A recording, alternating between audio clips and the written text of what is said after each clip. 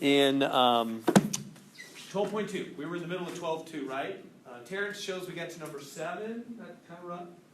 I think there's some agreement with that, so we'll pick it up on number 8. 12. Oh, this is for the other class. Where are we at? We're hopefully going to get through. What's the plan today? The plan today is we already finished 12.1, right? That was due just now, 12.1. So we're going to finish 12.2 today. That's all, just 12.2. And that will be due Thursday. 12.2 will be due Thursday. And then we'll start 12.3. Hopefully get a little ways into it, but not finish 12.3. Not today. Just finish 12.2 today. All right. So it's telling us the 16th term of the arithmetic sequence. His first term is 18. Common difference 1/5. They want me to find the 16th term. So do you remember the formula? It's a sub n, a1 plus n minus 1d. I'll give you that at the top of exam number 4. And that exam's in a couple weeks. Looks like the schedule says, right? 2 weeks from today, in fact. 2 weeks from today, May 2nd. Exactly 2 weeks from today, exam number 4. That's our last test other than the final. And I don't drop it, I let the final replace your lowest score, right? So there's still hope. If you've had one bad exam, you know, the final will replace it, and then you can do well on exam 4. There is points left to finish well. All right, so let's use that formula and see what we can do here. So the first term is 18. That's the A1, right? And the common difference is 1/5. That's the D. Good to there so far? The difference is 1/5. Okay. Now, they're asking me for A sub 16. So then that means I just plug 16 in for n. Like that. Good so far.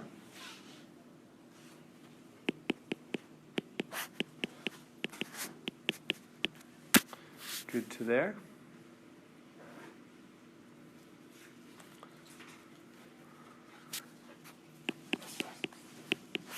And then how do you do the 15? How do you do this right here? The 15 times the 1/5.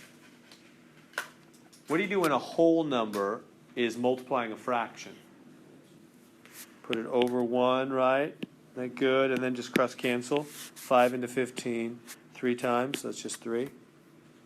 18 plus 3, 21. So that must be the 16th term. Must be 21. And so we're done. Is that okay? How I use that formula? Questions I can answer? All right, let's keep moving. Did I go too quick? Everybody got that copy down okay? No questions? All right, we'll go right on to, let's try another one. So here's they're giving me an A1 and a D. And they want me to come up with the A sub n formula. First off, remember here's the A sub n formula again. A1 plus n minus 1d. So see if you can put in the A1 and the D there.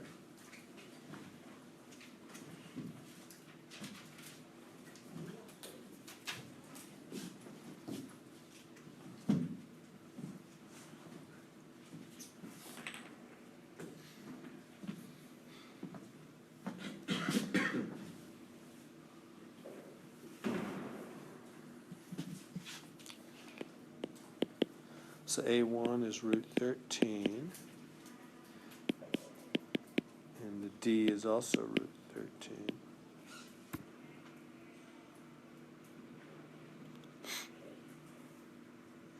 We can clean that up a little bit. We can distribute that root 13, right, through the parentheses. Something nice will happen. Root 13n minus root 13. Good to there. And then root 13 minus root 13 cancels. A sub n is root 13n.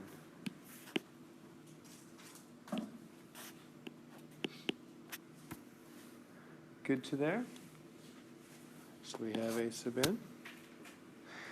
And so that's the first answer. They have two questions for us on this one. You can see down here it says one part remaining. There are other parts. So there's the a sub n formula. That's the first thing they want. And the other part, they're going to ask us for the 34th term. 34th term. So how do we find the 34th term? Well, that's a. We have the a sub n is root 13n. So then you just plug in 34 for n, and that's really it. You really can't clean that up in any way. It's just like that. And so we're done. Is that good? Questions on that one? So again, I'll give you this formula right at the top. In fact, I'm going to give you 4 formulas. I'm going to give you an a sub n and an s sub n, which we'll get in a minute, for this section. And then the next section, which we're going to start today, also has an a sub n and an s sub n for a different kind of sequence and series. So we'll have 4 of those actually right at the top of the test.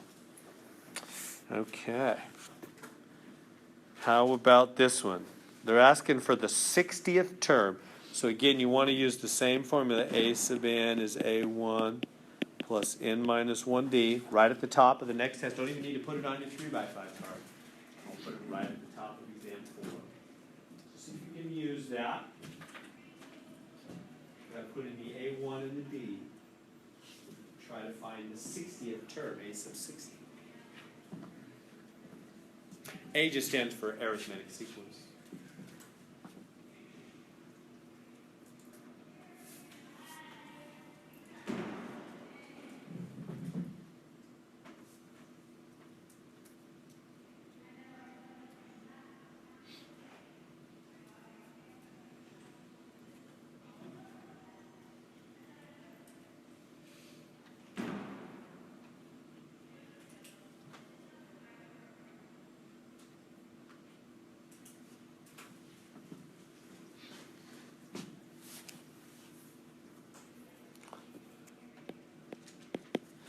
So what's a sub 1? Yeah, that A1 means first term, huh? So first term, negative 1. And what's the D? What does D stand for? Difference from term to term. It's the difference from term to term. So if you're looking at negative 1, comma negative 4, comma negative 7, etc., what's going on from term to term? What's the common difference? Down by 3 every time, huh? Negative 1, down by 3, negative 4. Down by 3, negative 7. Yeah, so that's the D. It's negative 3. Do you see why I put parentheses around that D like that? Why would it be different and wrong if I put the minus 3 like that? What is the different meaning of that? That means subtracting 3, huh? And we can tell from this formula right here, it's the D is multiplied, isn't it?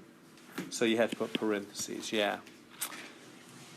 Good, so now let's, so there's the formula. Let's clean it up a little bit, meaning let's let that minus 3 distribute in. So we get minus 1, minus 3n plus 3. Is that good like that? And then that'll be what? Minus 1 plus 3 is 2 minus 3n. So we've got the a sub n formula. Now what they really want is they want a sub 60. They want me to find the 60th term. So a sub 60 is 2 minus 3 times 60. I just put a 60 there in for n. That's 2 minus 180. That's minus 178. And we're done.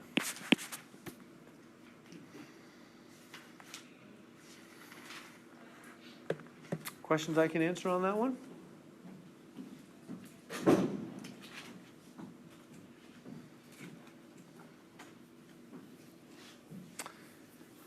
All right, am I going too quick? You guys got a copy down? I'm going to flash to the next screen. All right, find the 65th term. So same kind of thing. See if you can do that one.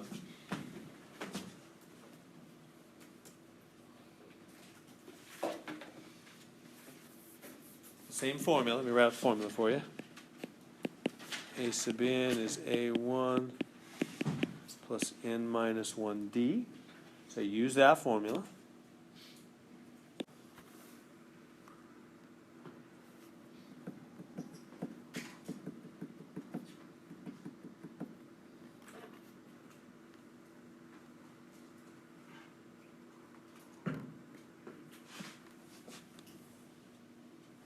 It's a little more tricky with the fractions, isn't it? Trying to figure out that d.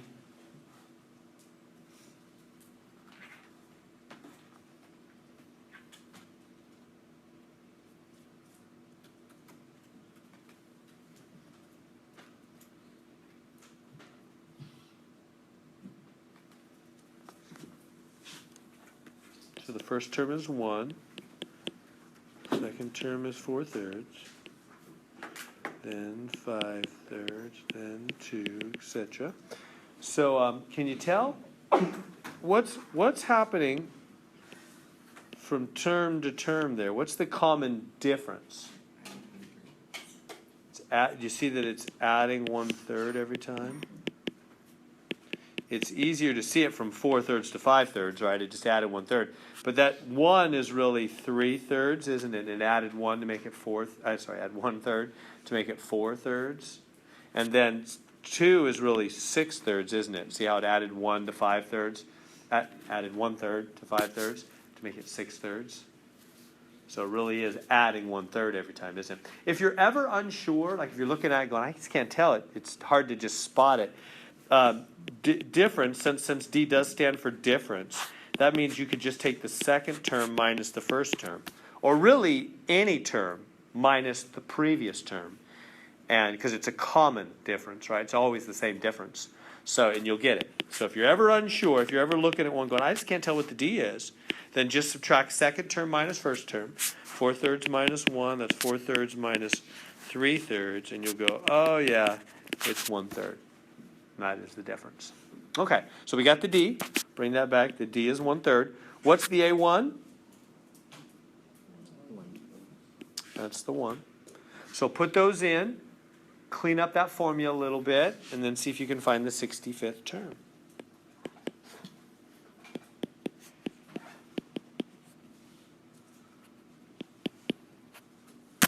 Like that.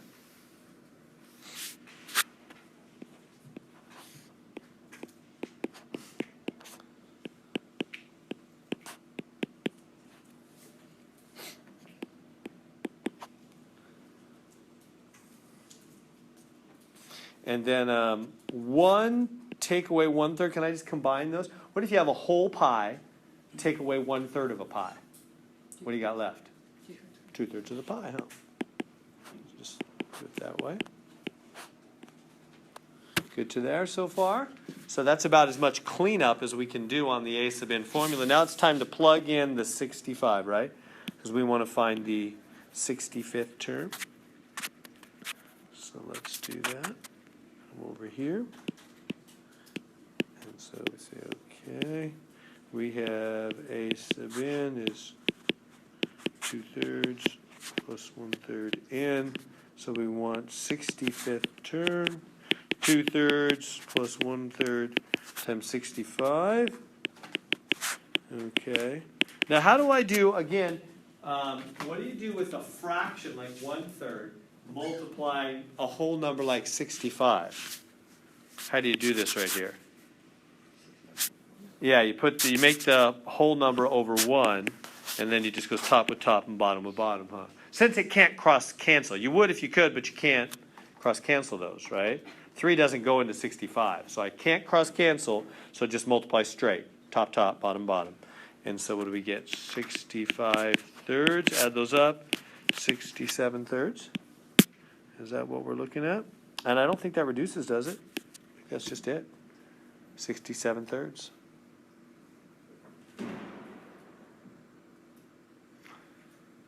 Is that okay?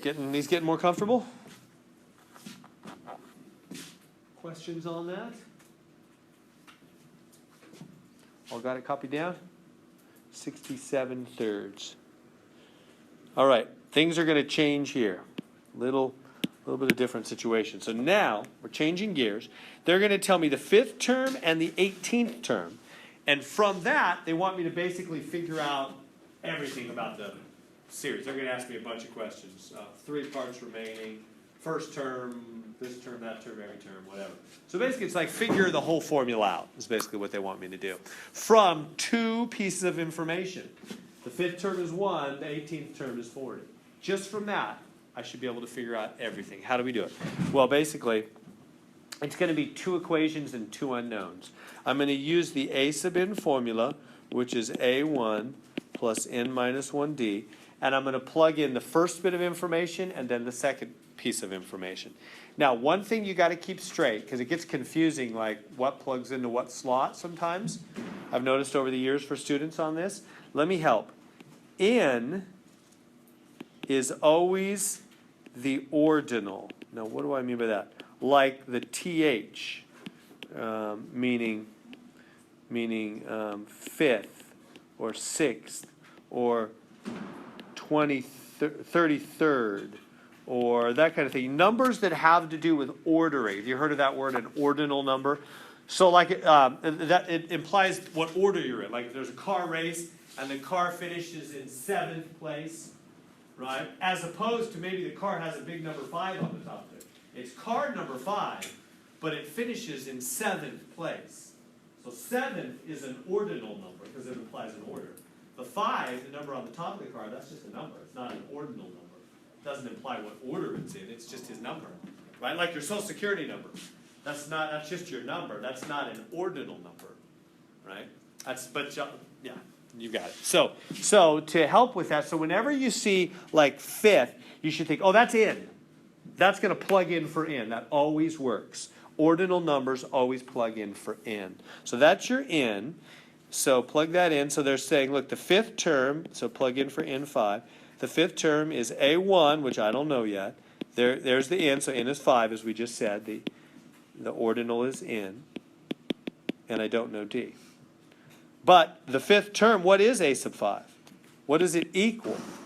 1. Let me slow down there just for a minute. Does everybody see what I just did there? I just said 5th ordinal. That means n. N is always the ordinal. Plug in the 5 for n in both slots. And what does a sub 5, the 5th term? It equals that formula. And it also equals 1 because they told me the 5th term is 1. The a sub 5 formula equals 1. Now, let's do the same thing for the other information. 18th term, so again, the 18 is the n. It's an ordinal number. Implies an ordering. In both slots, plug in 18 for n.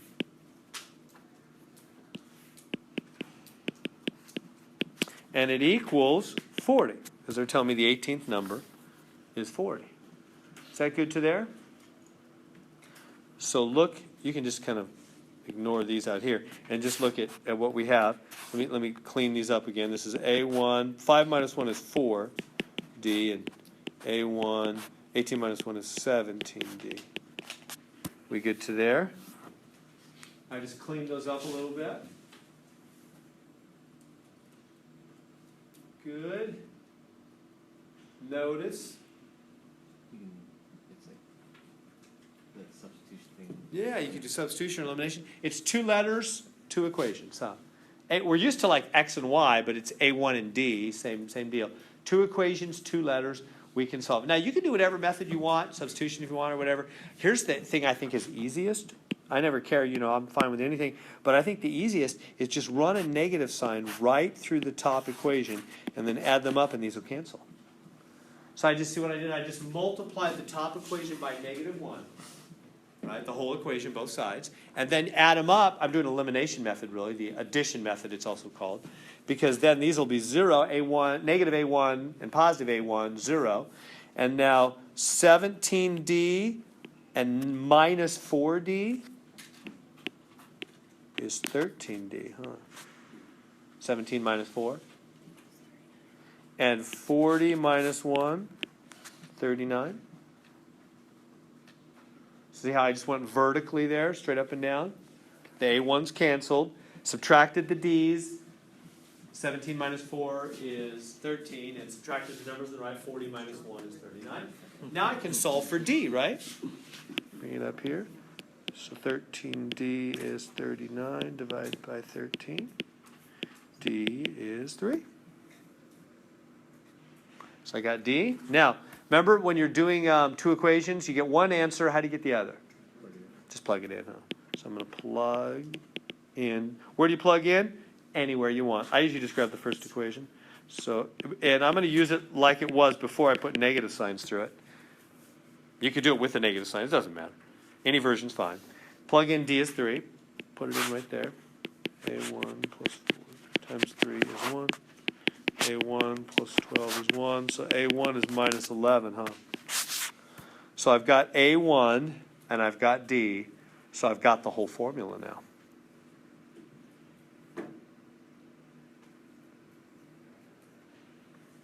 Everybody okay with that? Let me come up here.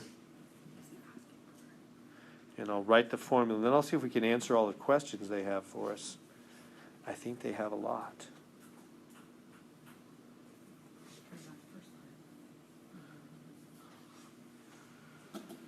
Everybody okay with that? So coming up here then, so we have, so the formula is A sub n is A1 plus n minus 1D. Now I know A1, A1's minus 11. N minus 1, I know D, D is right there, 3. I can distribute this, it's a long problem here. Minus 11 plus 3n minus 3. Minus 11 minus 3 is minus 14 plus 3n. So there's the A sub n formula.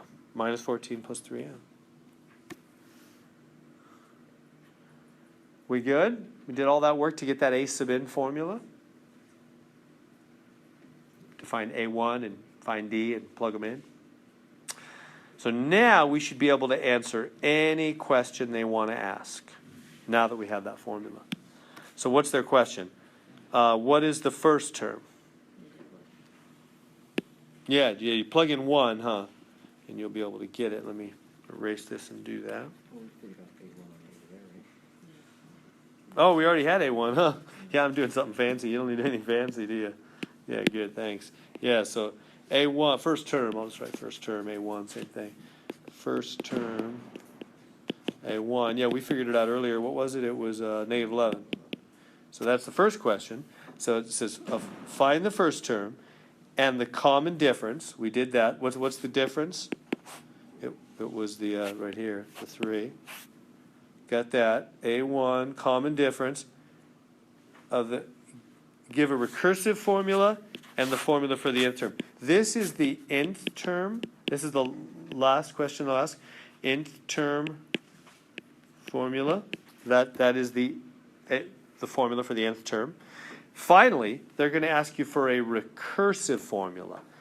We did 1 or 2 of those before the break, and you guys were thinking about those all spring break, right? Every day, recursive formula. I'm kidding. I'm assuming you probably don't remember a lot about those. It's been a week and a half. So recursive means recurring to the previous term. So let me just do it right here. Let me just give you the answer. The recursive formula that they're going to want from you, it's going to be A sub n is going to be the previous term plus the difference. Because see, it always means the nth term in terms of the previous. N minus 1 means previous term. So it's always going to be that way. So the previous term, what's the D? 3. There it is. So all that says, to put that in more common English, it says any term equals the previous term plus 3. Because n minus 1 means previous, one back. That's what recursive means. It means tell me in terms of the recurring, in terms of the one that just happened. Recur, go back to the one that just happened. So there we go. There's everything they're going to want on that question. Is that good? A lot of work. Questions on that one? So this is how you'll always do recursive. It'll always be a sub n equals a n minus 1 plus the d. Well, in this section, that's all we'll do. All right, if you're ready, let's try one of those. So here's another one, same kind of thing. See if you can do it. Imitate what we just did. Be good practice.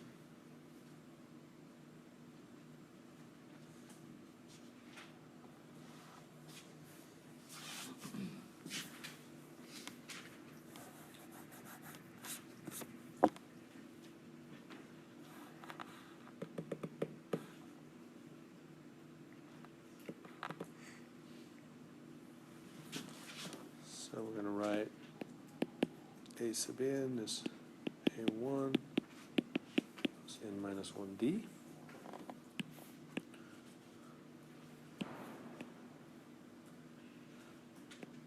So remember the ordinals, the sixth, that's your n, huh?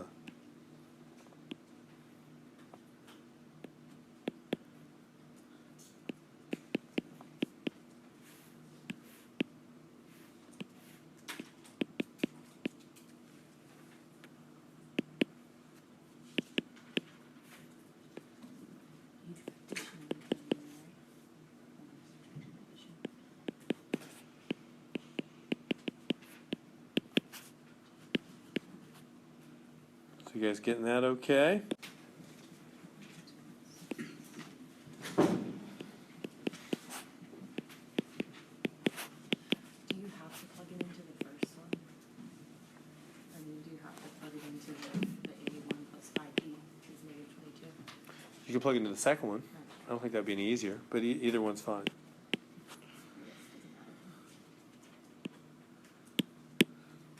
So we good to there, and then I think the easiest way is just run a negative sign through the top equation. Negative, negative, and then becomes positive, huh? Everybody good with that? So I just take the top equation, I multiply through by -1, which changes all the signs. Makes that 22 actually become positive, doesn't it? And then I add them up. It's called the addition method, and the A1s eliminate. It's also called the elimination method. When you add, you want something to eliminate. So 14D minus 5D is 9D. 32 actually plus 22 is 54 divided by 9. D is 6. So we got D.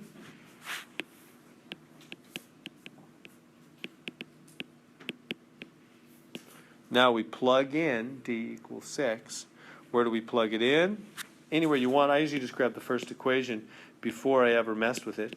A1 plus 5D is negative 22. That was before I changed any signs or anything. Plug in the 6.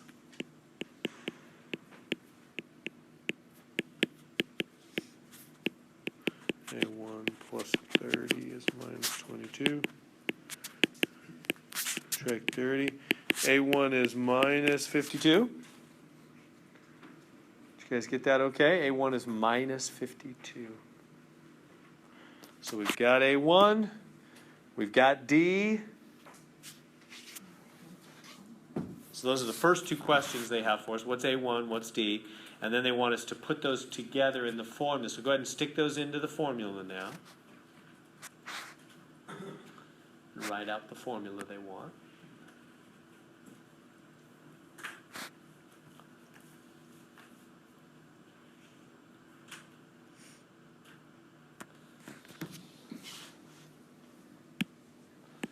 Go up here. Guys, okay if I erase that? Get that down.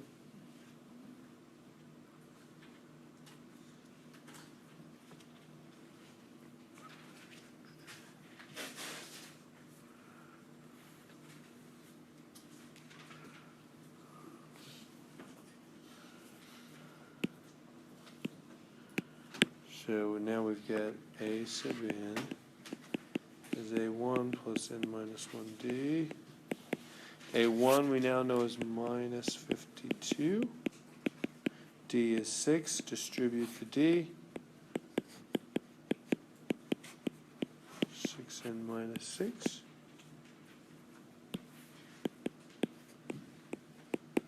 Minus 52 minus 6 was minus 58. Plus 6n. There it is. So we got the A sub n formula. That's actually the fourth question they're going to ask. The third question is they want the recursive. The recursive formula is always A sub n is A sub n minus 1, previous term, recurs, plus D. So that would be AN is, all you need is the D, and we already have the D. Where is it? 6. There it is. Plus 6. So there's the recursive formula. And the last one, we got the in-term formula. We got it all. Is that making sense? Questions I can answer on that? There's usually one of those on the exam. It's kind of a classic question. Given two pieces of information, find the whole formula.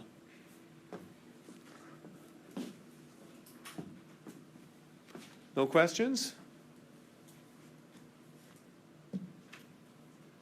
Good. Got it all down. Okay, if I flash away, move ahead. All right, I think it's the end of my preloaded. Okay, so here at number 17, now we have 7 plus 9 plus 11 plus ... plus, is that 67? Yeah. Okay, so notice that something fundamental has changed. I don't know if you know, they all can kind of look alike when you're not used to these. Do you see that this one's fundamentally different than all the other 16 questions we did? Got plus signs in the middle. They're all being added up. Let's look back to make sure you see the difference. See, well, they're not even really listing them there or there. But see, yeah, right there's the last time they actually listed them. See how they have commas between them? So that's called a sequence. They're not being added up back here on number 12, are they? There's just commas. They're just listing them. They're just saying, hey, first one's 1, then there's 4 thirds, then there's 5 thirds, and then there's 2. They're not adding them up. They don't want to know what they total. They just want to show you what each one is separately, right? That's what they've been doing. Look back here, same thing. See the commas? They're not adding them up. They're just listing them. Right? And all of them have been that way. Well, now, for the first time, they're adding them. So here they are. They're adding them together. They want the sum. They don't want to just know what each one is independently. They're not going to say, hey, what's the 10th one, or what's the 50th one, or what's the formula for any of them. They want to know, what do they all add up to be? What's the sum? Different kind of question, huh? Different kind of animal completely. So we need a new formula. We need an S sub n formula, and it is n over 2 times a1 plus an. That's the formula for adding up a bunch of numbers. So again, I'm going to give you this at the top of exam number 4. You don't even need to put it on your 3x5 card. I'll put it right there for you at the top of exam number 4. I'll give you the A sub n and the S sub n. Now, how do you know when to use which one? Well, whenever they're being added, you've got to use S sub n. So S sub n S sub n is for the sum. Okay, so here we go. Now, remember, let me tell you what the different players in the game are.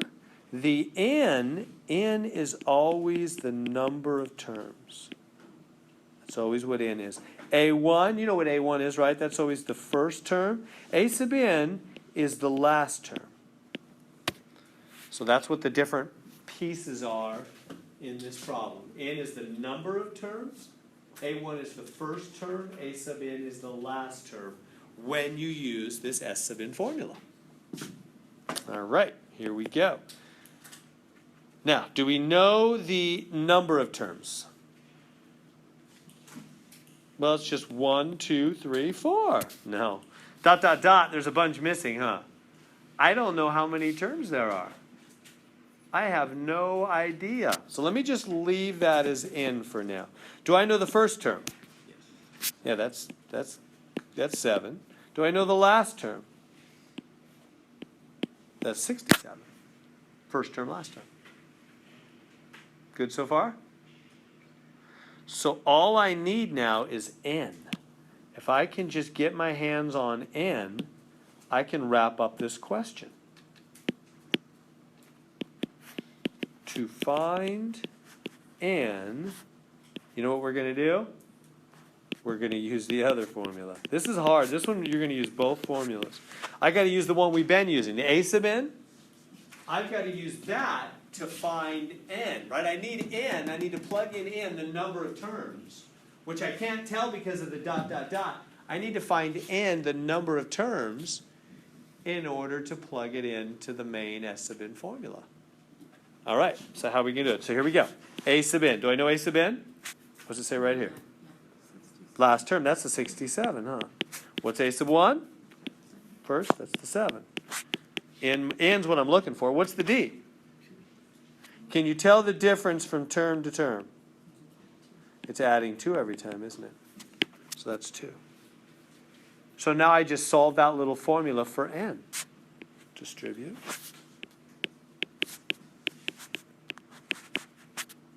So it's going to be 5 plus 2n. We good to there so far? I'm just going to solve that for n now. So subtract 5 from both sides. What is that going to be? 62 is 2n. Divide by 2? Not divide by n. Divide by 2. N is 31. There's 31 terms. There must be 31 terms in that list up there. So bring that back. Put in 31. These, what does that be? 74. Is that good? Use your, oh, they want a fraction, don't they? Oh, that's okay. It'll come out a whole number. Use your calculator. Somebody got it? 900 something, I think. Might be 1,000. 1147? Thank you. Anybody else getting that? All right, there it is. We just added up a bunch of numbers real quick. It's kind of tricky, huh? We're able to add, 7 plus 9 plus 7 all the way to 67 and add them all up, and boom, 1147. They must all have to be 1147. It was a little bit of work. We had to use 2 formulas to do it. Questions? Everybody see? Let me recap. So when you see they're added, you know that's a sum. You use the S sub n formula. I'll give you this right at the top of exam 4. It has an n, number of terms, and an A1 and an AN, first term, last term. I plugged in the first term and the last term. I knew those right away. But I did not know the number of terms. To do that, I had to go, to find the n, I had to go use the other formula that we've been working with for the last problems. And I plugged in the last term, A sub n, the first term, 7, and the D, I could tell was 2. The jump, the difference from term to term, was 2. Why, And so plug that in. Question? yeah, why couldn't you solve for n in this problem? I mean, I get you had to use that one, and I understand that. I'm just curious as to why. Why I couldn't do, I don't know the left side of the equation. Oh. Right, so to solve for a letter, you have to have everything, you have to have just that one letter, no other letters, all the numbers. Oh. I didn't know the left side, that was the answer I was trying to find. Oh. I didn't know that till the end. Good question. Make sense? So to solve for something, you have to have only that letter, and the rest be numbers. Left side, right side, everything else numbers, and just that one letter. Well, that's what I knew here. See, all numbers, just n. And so I could solve for n. I did. Got my hands on n, 31, brought it back over here, 31, and finished it up. Am I good? Got to work with both formulas, kind of tough. Okay.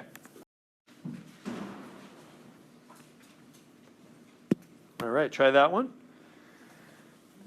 So as soon as you see the plus signs, and of course the word sum, you know you're going to use S sub n is n over 2 a1 plus an. N is number of terms, first term, last term.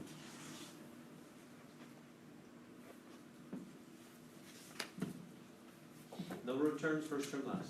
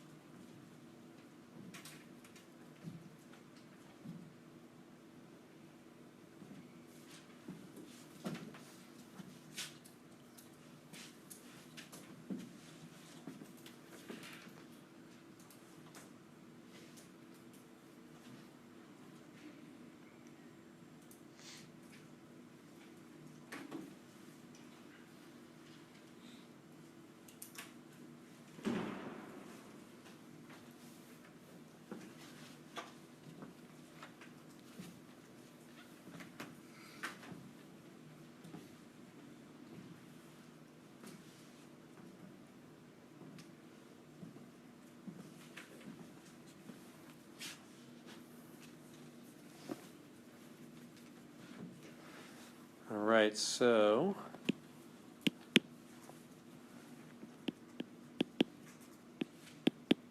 first term is 5, last term is the 103.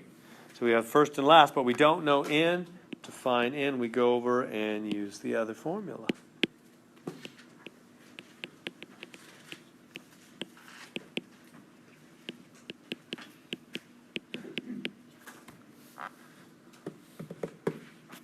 And so the a sub n, again, that's last term.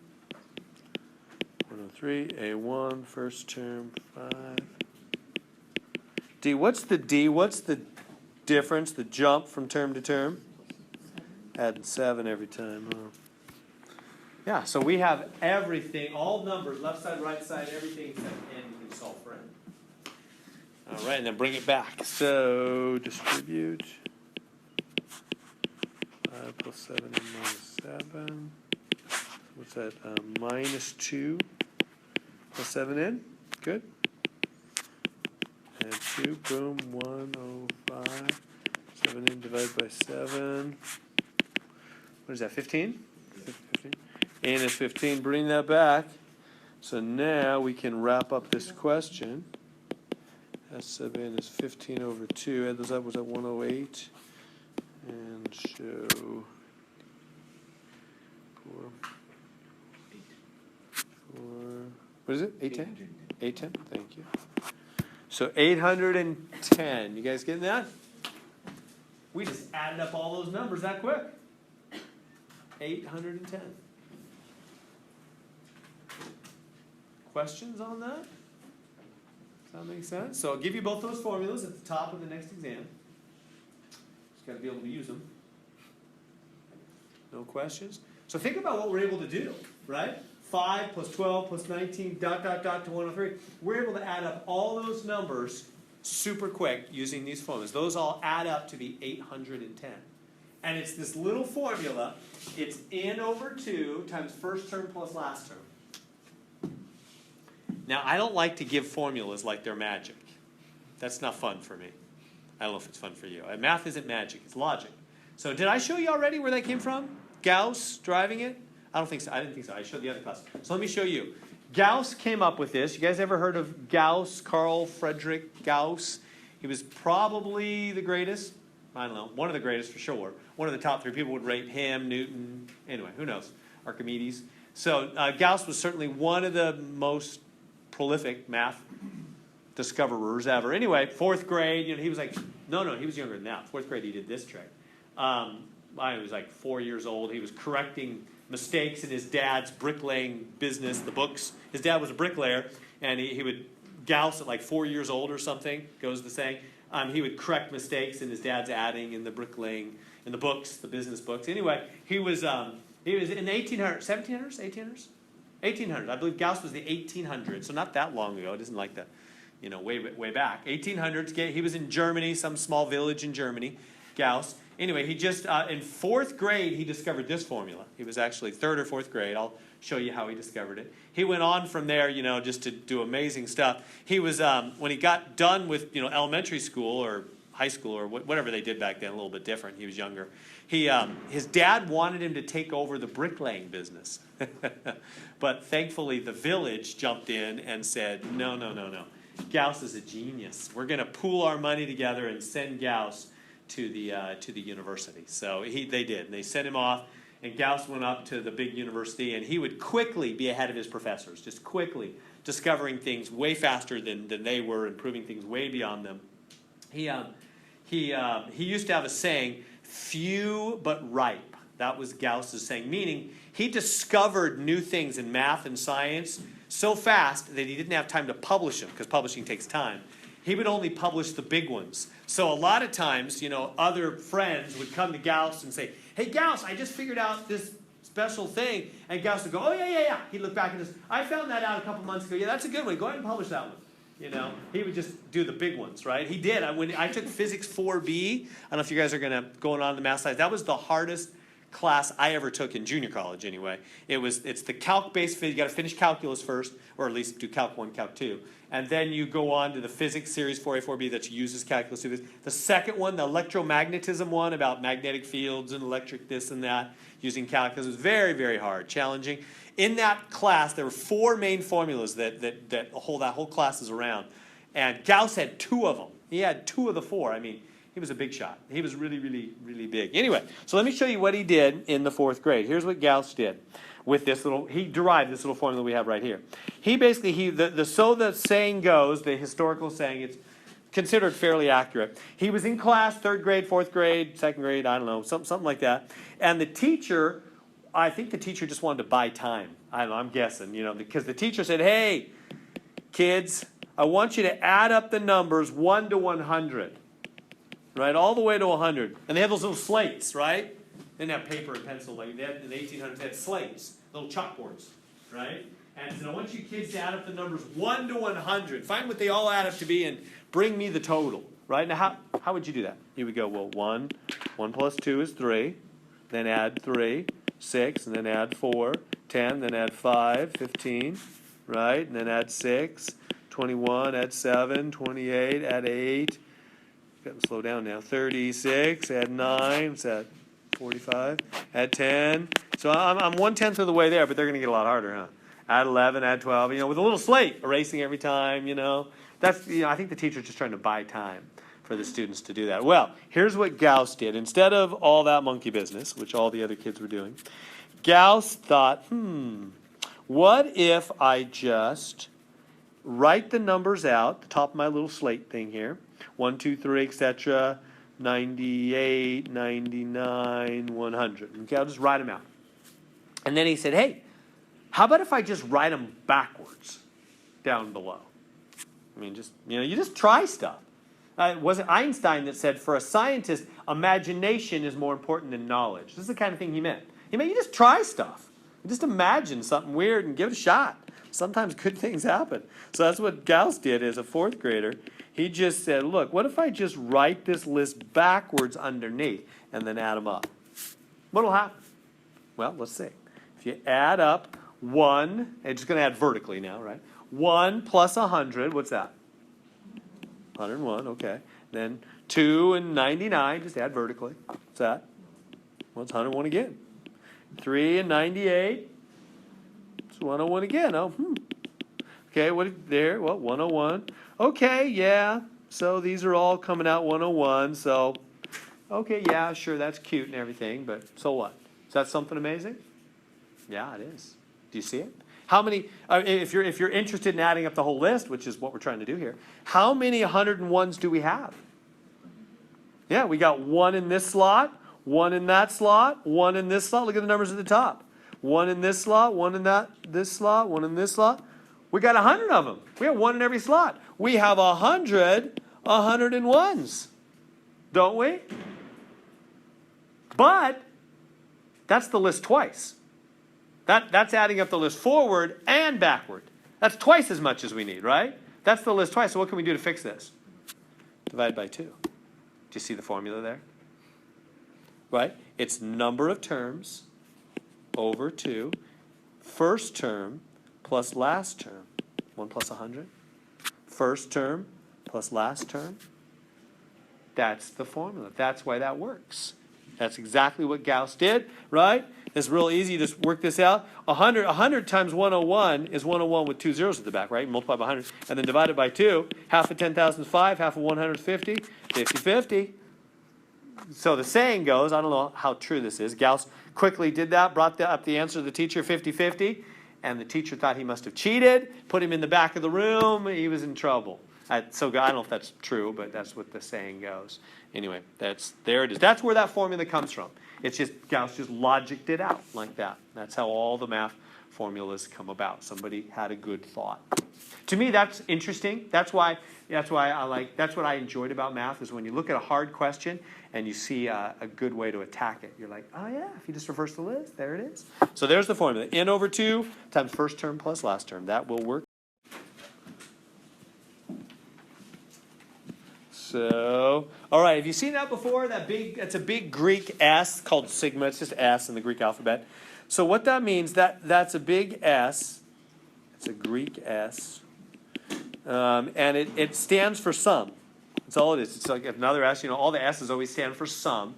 They mean add them up, in other words, add them up. Now, what are we supposed to add up? Sum, add up. Add up the formula, 2n minus 6, right? That's the formula. From n equals 1 to n equals, was that an 80 at the top? My eyes, yeah, they can see better up there. N equals 1 to n equals 80. Yeah, you start at the 1, you end at the 80. So you go n equals 1, n equals 2, n equals 3, dot, dot, dot, all the way to n equals 80. Every time you're plugging into 2n minus 6, 2n minus 6, 2n minus 6, 2n minus 6. And then you're going to add them all up. That's what that Greek symbol is communicating. It's saying, take the formula 2n minus 6, plug in 1. So we'll plug in 1. What do we get? Negative 4. Plug in 2. What's that? 4 minus 6. Negative 2. Plug in 3. What's that? 0. All the way to 80. Plug in 80. 160 minus 6. 154. Like that. And then add those up, because it's a sum. So add them up, add them up, add them up, add them up. That's what it's saying. So we're going to use our S sub n formula to figure that out. Is that okay? First off, just understanding what that symbolism is even indicating. Is that good? It's always what the big Greek S means.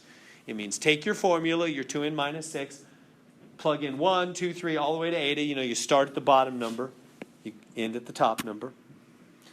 And then you just add them up. You sum them. It's a Greek S. Okay, so there's what we're looking at. So we know how to do this, right? We have our S sub n formula that Gauss derived. It's n over 2 times a1 plus an. Give you that right at the top of the test. I won't make you derive it. So how do we use that now? Remember what the different parts of it are? And it's going to be easier. It's going to be easier than the last one was. N is number of terms, remember? And A1 is first term, AN is last term. Remember all that? So, what is the number of terms? Yeah, I know it this time. I don't need to use the other formula. It's 80. No mystery about the number of terms, huh? When they give you the big Greek S, and the top number is the number of terms, assuming they started at 1 in the bottom, and I think they always will in this section. So they start at 1, they go to 80. Well, there must be 80 terms then, huh? I don't have to do all the hard work of using the other a sub n formula to find n. I know n. N is 80. What's the first term? What's a1? Oh, I know. Negative 4. What's the last term? What's a sub n? 154. There we go. Just plug it in. 80 over 2 is 40. What's this? 150. Is it like 6,000? Did I do that right? Yeah, 6,000. They all add up to be 6,000. Is that good? Questions on that one?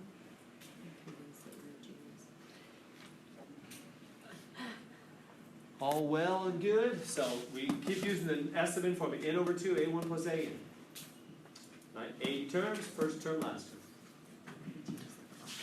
term. Shall we? No. You sound like one when I take your class. All right, let's try this one.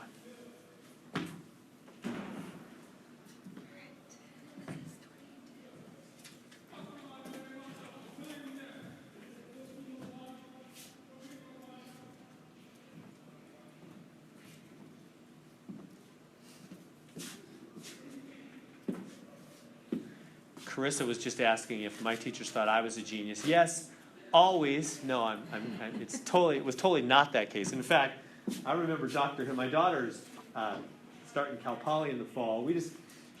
My wife was just telling me last night that they want $100. I got Cal Poly on my mind. They're already milking me. They want $100. They require $100 for my wife and my daughter each, $200, to go down to this orientation thing. And it's required before you start. And you get a tote bag at lunch. For $100? And I'm just like, we're not going to that. Because they give you a tour and everything. My wife and I, we both went to Cal Poly. I was there for 5 years. I gave my daughter a tour last summer. She said, no, I'm not going on their tour. My wife's like, no, it says required. I'm like, nah. I'm like, no, we have to go. Anyways, that's just my wife and I'm a rebel against that stuff. Anyway, so I'm remembering Cal Poly, and I remember Dr. Hood. I had him for like 4 or 5 classes. Yeah, he was almost retired then. He's certainly gone. That was 25 years ago. But anyway, I remember an exam one time with Dr. Hood. He made the exam so hard, and he all thought we were stupid. So, Chris, I'm answering your question. He thought I was quite stupid. He thought all of us were stupid. And I remember I took this one test from him. It was so hard. It was 5 questions was all it was, but they were long. They were big old proof things. They took like a page each, So he gave us this test, and we had like an hour, 50 minutes or something, So I just did the best I could. I got through like 2.5 problems out of 5. I'm like, shoot, that can't be good, I turned it in, I just went, well, there you go, I left, and we get him back the next day, next meeting, and he's passing out the exams, and I get mine back, like 42% or something. It was 40-something. I don't remember exactly. I think it was like 42. Which, what do you expect? I didn't even do more than half the test, 42%. I'm like, shoot. I'm not used to getting 42%. This was a high-level class. It was proving calculus kind of stuff. And my buddy next to me, Mike, he was always a really good student. And I go, Mike, what'd you do? And he's like, I got like 47%. I'm like, man, we're like bombing this thing. And I remember Hood, there was only like 12 of us in the class. It was a small, advanced class. Hood, I remember he was always kind of bent over at that point, and he was always acting like we're all stupid. He went, oh, you guys. He said, I tried to give you an easy exam. We were coming up on our written exam. We had these special qualifying exams. You had to take it was part of the master's program. He's like, he knew we were all going to take these big exams on the weekend. So I tried to give you an easy exam so you wouldn't have to worry. You get ready for your orals or your writtens. I was trying to be nice, but you guys did terrible. And he's and he goes to the board and he goes, the A's start at 40. I was like, 40? And Mike and I were giving each other, we got an A. That was the lowest A I ever got. A's started at 40. So that was my experience. Nobody thought I was smart at Cal Poly. All right, I was no Gauss. I was getting 40s. And Hood was not impressed. Tell my husband every day that I have a genius math teacher. No. Hood would laugh at me. All right, he did several times. All right. So how do we do this one? So you cranking these out. So Let's plug in the stuff there. So this formula means plug in n is 1, n is 2, n is 3. And I think we just need 1 and 2 probably is all we need, right? So let's plug in n as 1. 5 minus 1/3 times n. 5 minus 1/3 times 1. So plug in n as 1. We got fractions, huh? Oh, look, they said we can have a decimal. Well, type in integer or decimal. I guess we could just do decimal. They're saying decimal. Let's just do decimal. What'd you guys do? Did you get like 4 point? Wouldn't it be 4.7? Did you guys make it a fraction? Is that what you did? 4 2/3. Yeah, you can make it a fraction, 4 2/3, or you can make it a decimal, 4.6666, right? And round it to 7 on the last one. Either one. I'm noticing it said decimal's okay, so I'm just going to do a decimal. You're right. You get more accuracy that way. Yeah. So if you want to leave it as that, you're going to get more accuracy. You're right. Or make that, what's that, 14/3? Same thing. Either way. So plug in 2, 5 minus 1/3 times, and we just keep plugging into that formula, right? 5 minus 1/3 times 2. Plug into your calculator. That'd be 4.333 or 4 1/3 on that. Right? Or you can make it improper. Is that okay? Yep, that's okay too. Yeah, that would be 13/3. This is 14/3, like that. All right. So anyway, so now we're going to use the S sub n formula. S sub n is n over 2 a1 plus an, like that. And then so what's n is the number of terms. A1 is the first term. An is the last term. So what's the number of terms? 120. What's the first term? 14/3 if you want, or the decimal. Oh, we don't need the second term, huh? I didn't even need that second term. I just need the last term. Why am I even messing with that one? Who cares? So I need the last term. I need 120, don't I? I better do that one. Yeah, I'm not thinking straight. I just need the first and the last. This is why Hood thought I was stupid. All right, so 5 minus 40 minus 35. There we go, like that, right? So there's the last term. So first term then, you can do a decimal if you want, or a fraction, a plus negative 35. So first term plus last term. So there we go. So that's going to be, 60, and then I don't know what that is. 4, so 31, no, 30. 30.3333, probably. 333, like that. Multiplies it. 180, no, 1800 something? 18 something something? No? Oh, this is negative. So it's negative 18 something something, right? 18 what? 1820? Minus 1820, is that what you guys getting? Is it okay with the decimal? Does the decimal just say it's minus 18, is it round, basically round to minus 1820? Yeah, if you use the 14/3 here, that'd be even better, yeah. If you instead put here 14/3, you'd get it exactly right, yeah. On a test, I'm just not picky about that stuff. If you gave me 19.99, I'd go, they basically got it. It's just a rounding thing. Doesn't matter. Math sounds a little more picky. Questions on that? Is that okay? See how that works. That makes sense? So all you need is the first term and the last term. Right? Take that formula, plug in 1 and 120, first term, last term, and plug into the S sub n formula, which will be right at the top of the next exam. Okay.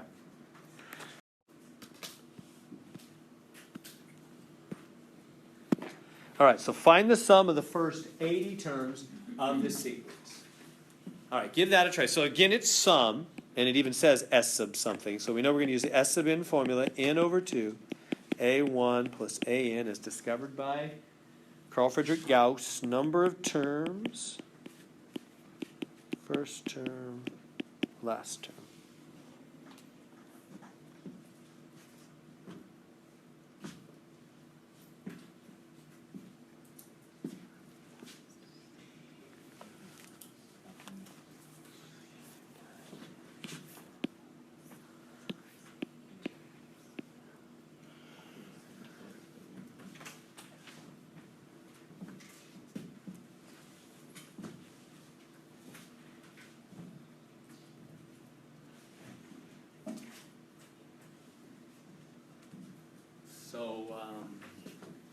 Do we know the number of terms? 80, huh? Yeah, we're trying to do 80 terms, so number of terms is 80. Do we know the first term? Yeah, that's 15, huh? But we don't know the last term, do we? So how are we going to get the last term? You got to use the other formula. A sub n is a1 plus n minus 1d. Because that's the a sub n formula, isn't it? You're trying to find a sub n, you better use the a sub n formula. Make sense? See if you can use that a sub n formula to find a sub n and then bring it back.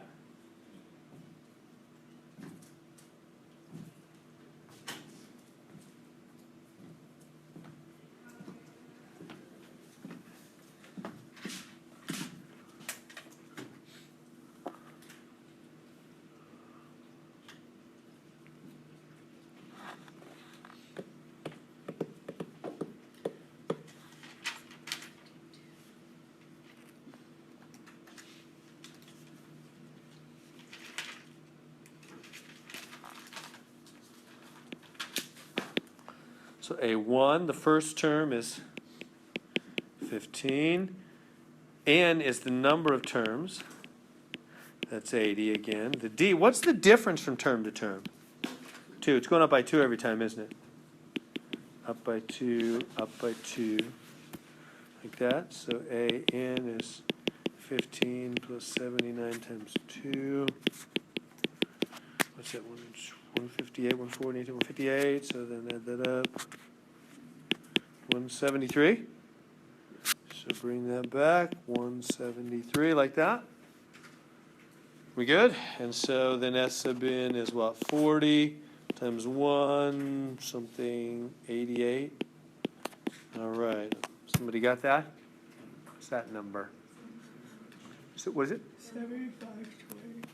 7520, straight on like that? All right. Is that okay? Is that making sense? So sometimes we need to use both those formulas. Just kind of depends on how they phrase the question. So if you're ever missing something, like you can't find the m, you can't find the a sub n, use the other formula, right? The a sub n formula. Good, no questions? Getting the hang of this whole extra tricky ones, right? So we've done all the basics now. Here come the real tricky ones. They're going to bring an x and they say, all right, x plus 4 is the first number. Then what? 4x plus 3. And then 2x plus 2. And then da-da-da. So that's weird. How are we supposed to do that? Are we supposed to find x? Totally weird question, huh? Any thoughts? How can we find x? They're just like giving us this weird old x formula. They're saying this is the first term. This is the second. Don't even know what it is. This is the third.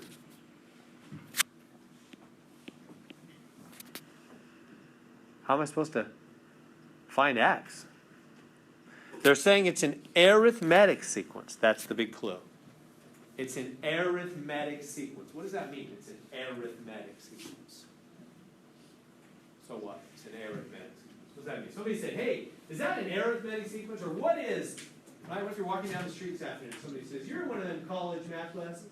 What's an arithmetic sequence? That's not going to happen, of course. But we'll just go ahead. What's an arithmetic sequence? What does it mean to be arithmetic? It goes up by the same amount every time, right? It like adds the same number, or maybe subtracts the same number every time, right? It goes up by 5 every time, or 3 every time, or 2 every time, or whatever, right? Same difference, same jump from term to term, right? That means however far from here to here, call it D or whatever, that's the same as the jump from there to there.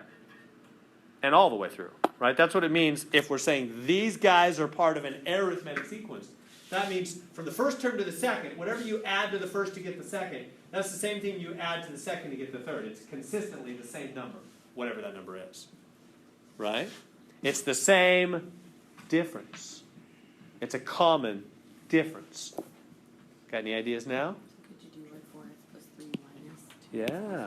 If I take the difference between these two, 4x plus 3 minus x plus 4, the difference, second term minus first, second minus first. The difference between the first two has got to equal, be common, be same as the difference between the third and the second. Huh. You can put them either order. Everybody see that? Second minus first has got to be same as third minus second. That equation's got to be equal because the difference is consistent. The difference is equal. Same difference all the way through. That's what it means to be arithmetic. So therefore we can solve for x. See the trickery? They're being kind of tricky. So now we just solve that for x. So here we go. Distribute that minus 4x plus 3 minus x minus 4.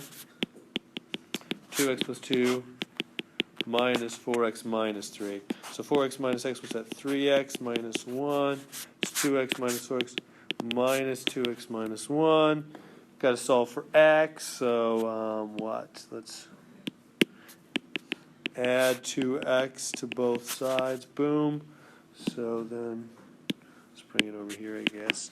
So we got 5x minus 1. You guys make 5x. Is negative 1, add 1 to both sides, right? 5x is 0. X is 0? It's weird, didn't expect that. So x is 0.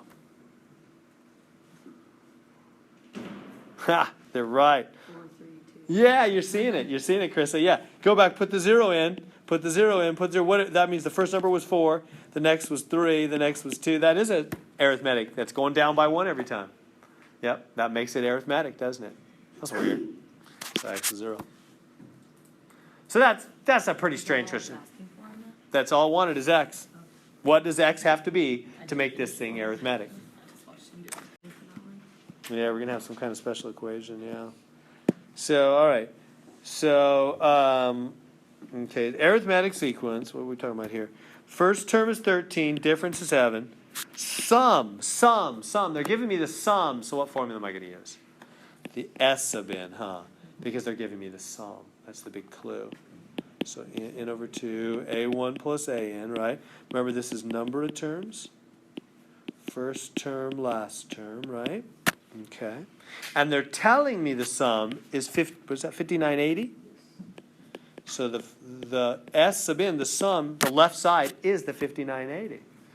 Number of terms, I don't know. That's what, in fact, I'm looking for. How many terms? First term, do I know the first term? 13. Last term, do I know the last term? I don't. So what do you do whenever you have a part you don't know? Go use the other one. The a sub n is a1 plus n minus 1d. A sub n is a1, first term, 13. N, still don't know n. What's d? What's the difference? They told me that's 7. Distribute. 7n minus 7. So that's 6 plus 7n. Bring that on back. Right here. See how that's a sub n? Now this is going to work, but it's not going to be easy. So now I have only one letter, n. So I can solve, in theory. It's going to be hard. But at least I have only one letter now. I'm in business, sort of. It's going to be a hard business. But it is possible now. There's only one letter. There's only n. Right? You guys with me? See how on this line, I've got something I can sink my teeth into. It's only got one letter. So it's possible. Here we go. What should we do first? It's going to be a mess. You ready? You feeling alert? It's going to be some messy algebra. It's like a calculus precursor. Get rid of that fraction first off. We don't want n over 2. So let's multiply both sides by 2. Bye-bye. Right? Let me have a calculator. What's 2 times 5980? Just under 12,000. 11,000. 40 under 960? 11,960. Okay, this is n. And now in here, this is 13 plus 6 is 19 plus 7n. Good so far? So I just multiplied both sides by 2, canceled out the 2 on the right, and then 13 and 6 made 19. So far, so good? Distribute the n. 11,960 is 19n plus 7n squared. Yeah, what do we do when n squared shows up on the scene?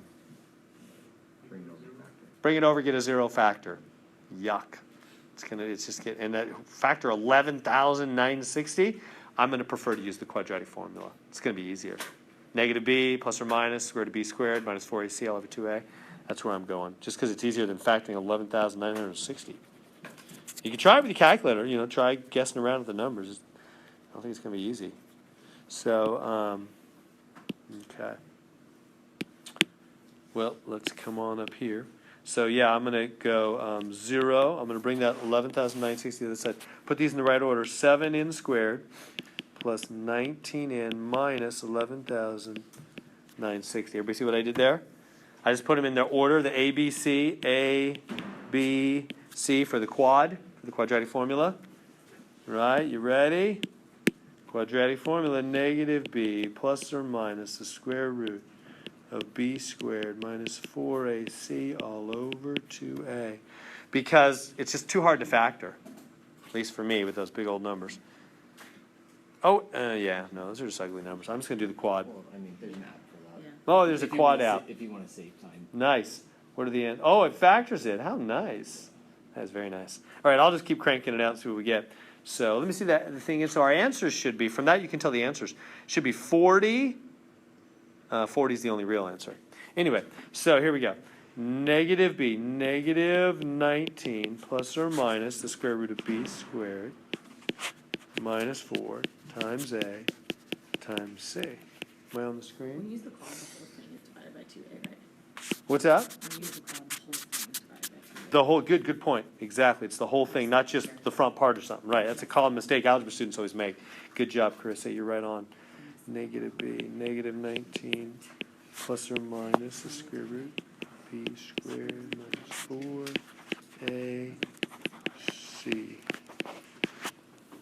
There we go. All over 2a. Yeah, so that's all, that bar goes all the way. It's under both the root part and the front part, huh? Algebra students often just think it's only under one part. All right, so minus 19 plus or minus, is that 381? 19 squared, is that right? 361. I remember it was something like that. Now the other part's going to be some number that's really, really big. It's going to be positive because it's two negatives, right? Negative there and negative there. So two negatives make positive. Whatever 4 times 7 times 11, 960 is. 4 times 7 is 28. Oh, there you go. Yeah, 28 times 11, 960. It's just crazy big. 334, 880. Like that. You guys getting that?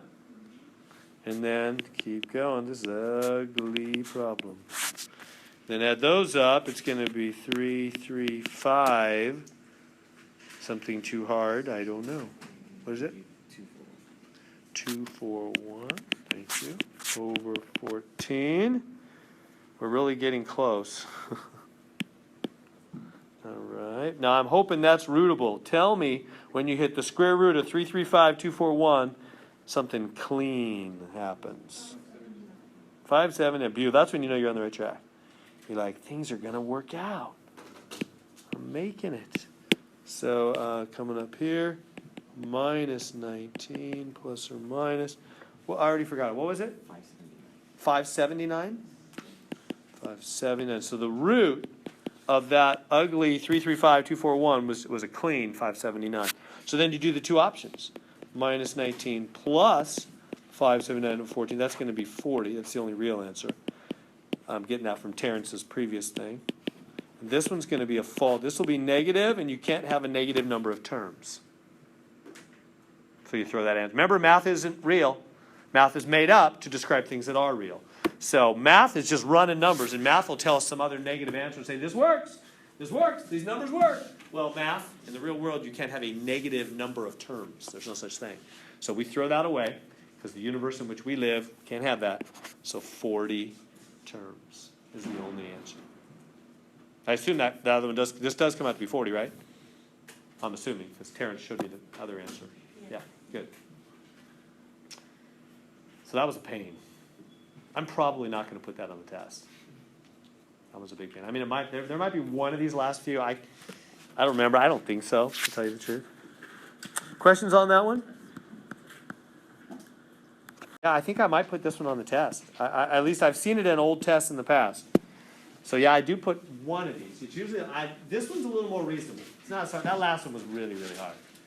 This one's more reasonable. You might be able to do this one. Drury Lane Theater, 19 seats in the first row, 25 rows in all, each successive row, one additional seat. In other words, what they're saying, it's like if you're looking at the theater, there's like, you have a row of 19 seats, okay, and then the next row has one extra seat, right? Each row has one additional seat, 20, and then 21 seats, and then 22 seats, and then 23 seats. You get the idea? It's like a pyramid, right? That's often the way they do seating. And like pyramids wider, right, as it goes up or whatever.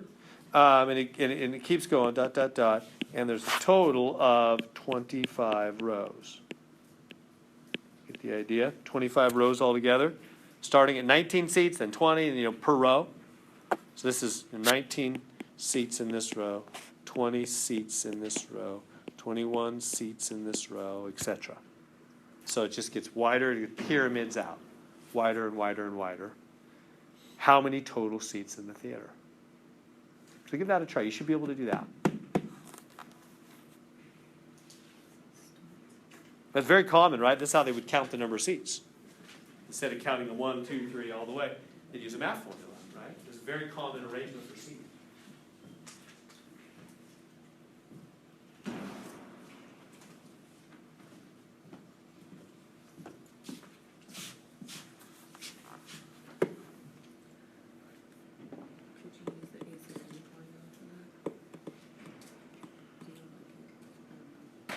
Yeah. Well, aren't we going to add up all the seats together? So S sub n, right? Because we want to add up the total number of seats. So we know we're going to use the S sub n formula. N over 2 A1 plus AN, right? And N is the number of terms. What are the terms? Aren't we basically adding up 19 plus 20 plus 21 plus 22 plus dot, dot, dot? Isn't that really what we're adding up for total number of seats? So number of terms, 25 rows, huh? Every row is a term, isn't it? So take it from there. My pencil just died. I'm going to have to plug it in. So you take it from there. You guys got what's on the screen? I'm going to have to unplug for a second.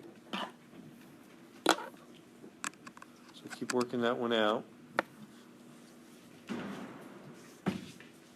add up those numbers. You got to find the first term is 19. Now you got to find the last term, a sub n. So you're going to have to use the other formula, aren't you? The a sub n formula.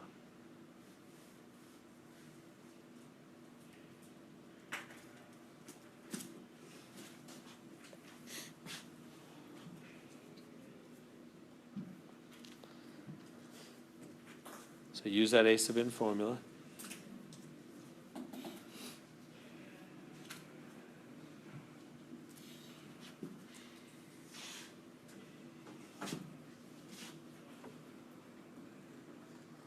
I'll let you finish that up.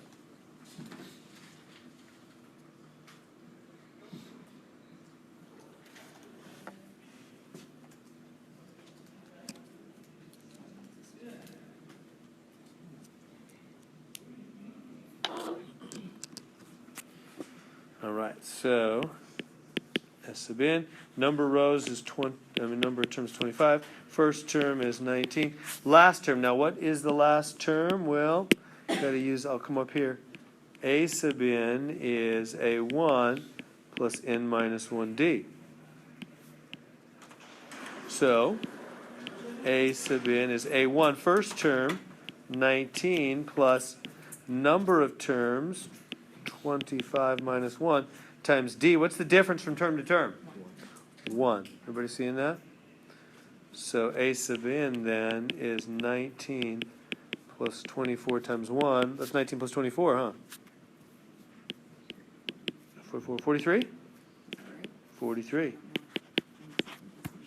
43, yeah, so there we go. So that's 25 over 2 times, what is this, 62? And somebody got that total? 775? 775? Good. Yeah, that's fair game for the test. I think I've put that on several exams before. So that might be on your exam. I don't exactly remember.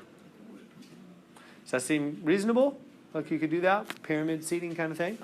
Quick little way. That's how they calculate all those seats without counting them one by one. All right, okay, so here we go. So we're changing gears. It's going to be almost the same, except a little different with what we're doing between the terms. So the formula is 2 to the n, and they want me to find, they're going to say find the first 4 terms. So, okay, how do we do that? Well, the first term will be a sub 1, 2 to the 1, 2. The second term will be a sub 2, 2 to the 2, 4. The third term will be a sub 3, 2 to the third. What's 2 to the third power? 8. 2 times 2 is 4 times 2 is 8. Good so far? In the fourth term, a sub 4, 2 to the fourth, 16. How are we doing? We making sense out of that so far?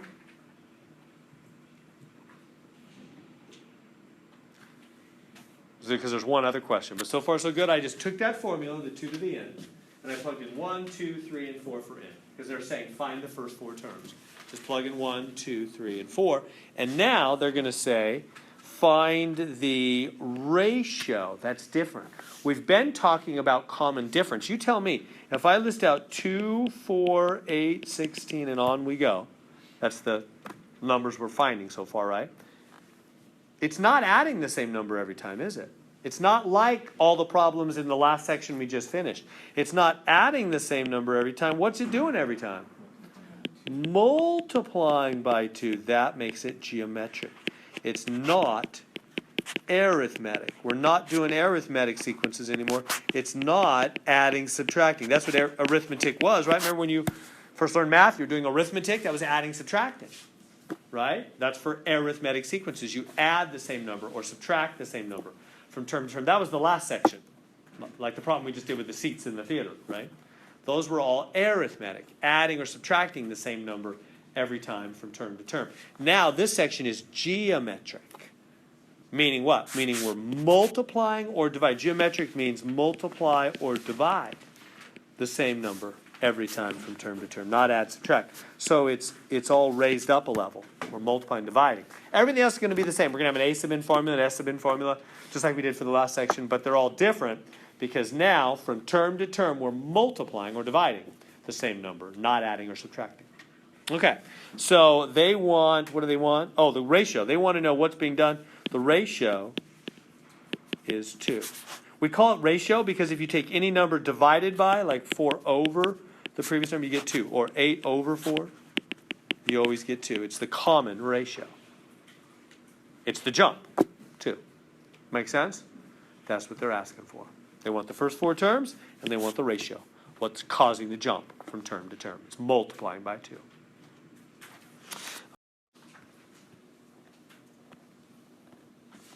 Okay, so they're giving me that ugly formula, minus 2, 1/5, and they want me to plug in a 1,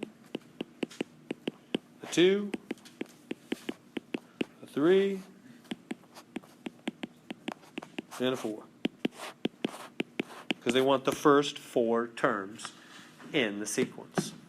I know they start off by asking for the ratio, but that's not easy to figure out. I would first find the first 4 terms, then do the ratio. It'd be a little easier, I think. All right, so here we are again. How do you do like a whole number multiplying a fraction? Minus 2, you put it over 1, huh? And you go top times top, bottom times bottom, so we get minus 2/5. Is that good? That's the first term. And then how do we do minus 2 times a 5th squared? That's 1/25. That's minus 2/25. Good so far? Then how do we do minus 2 times a 5th cubed? 1 over 125 minus 2 over 125.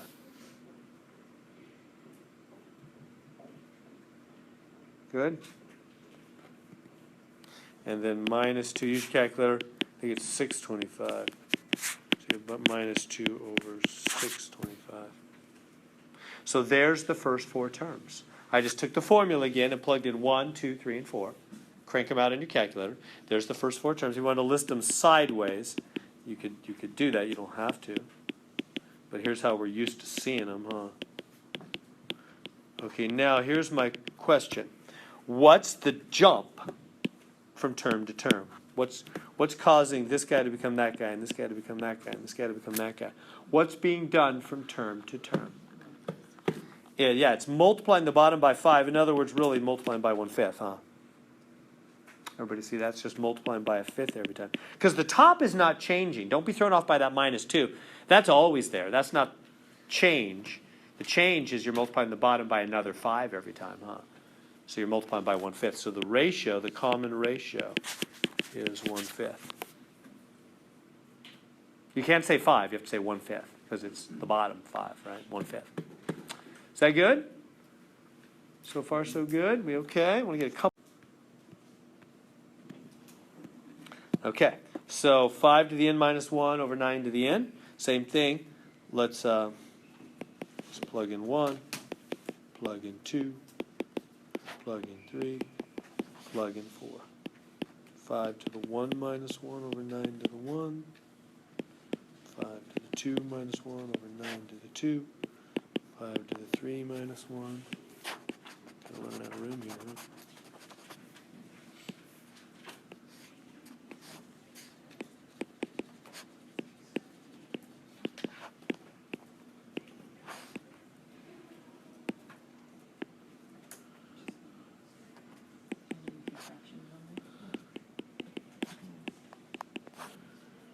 So what do we get? 5 to the 0 over 9. Anything to the 0 power is 1. It's 1/9. 5 to the 1 over 81. 5 81s. 5 81sts. This is 5 squared over 9 cubed. It's at 25 over 729. And this is 5 cubed over 9 to the 4th. 125 over, I don't know. What's that one? 63 something, 64, 65, 61. Thank you. There they are, the first 4 terms. Is that okay so far? Now we need the common ratio.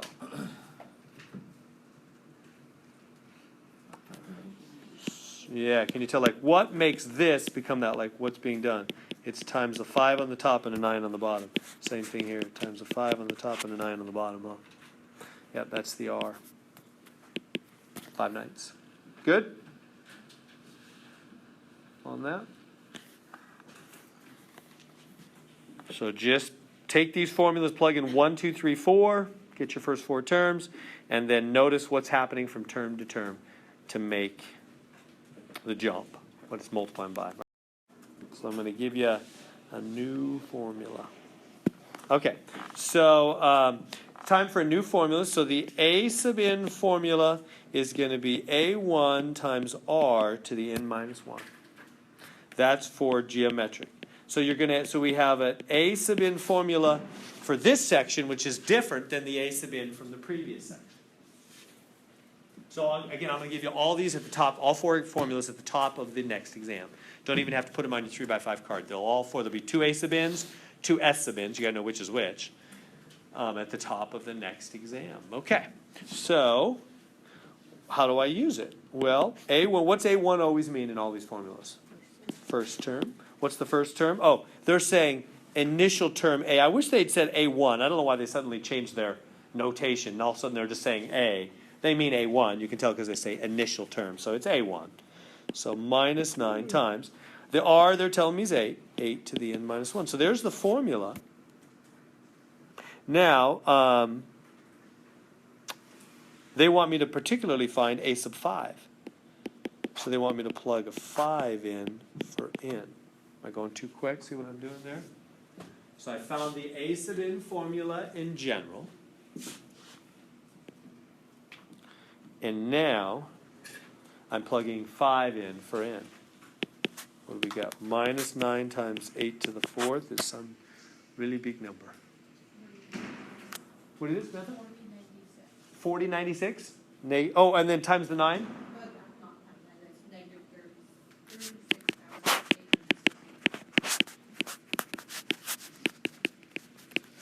Is that all right? Everything I have on the screen then? So am I hearing you right?